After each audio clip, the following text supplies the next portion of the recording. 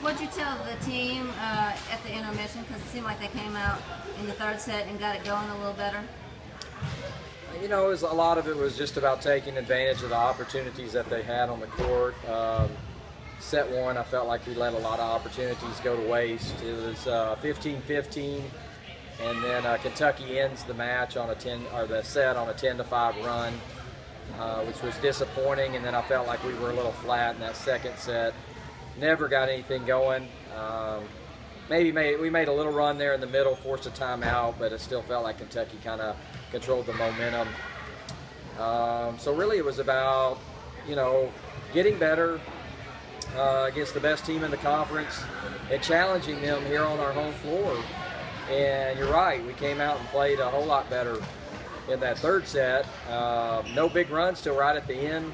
And of course, we're disappointed being up 23-21 that we give up a 4-point run to end the match. But when you step back and look at it, there's a reason why Kentucky's #1 in the conference, and that's it. They do things like that, and before you know it, all of a sudden the match is over. Talk about the weekend overall. You got a split with a big win on Friday against Tennessee. Definitely pleased with the win on Friday. Thought we had good preparation for this match.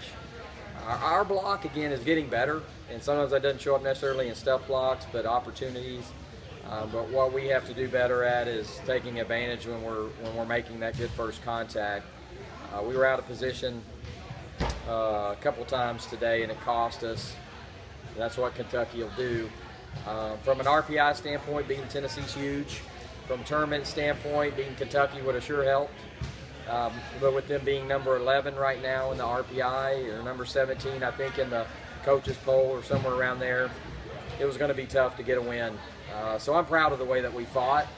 Proud of the way, definitely, we got the win on Friday. And feel like if we play the way that we played most of today against other people in the conference, maybe some of the ones coming up, but we're going to get some wins. We're going to get some more wins. And you have to put yourself in the position of being in the 20s with really good teams to know how you're going to react. And so the more we can put ourselves in those positions, I think the better we'll finish.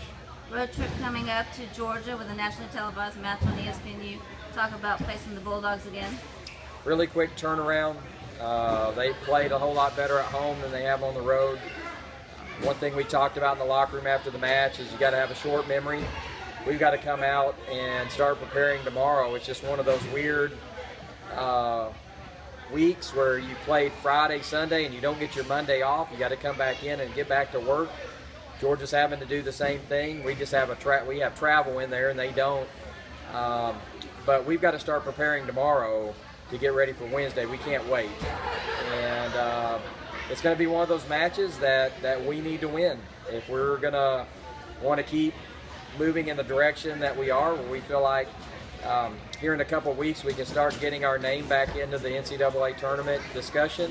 It's one that we've got to have.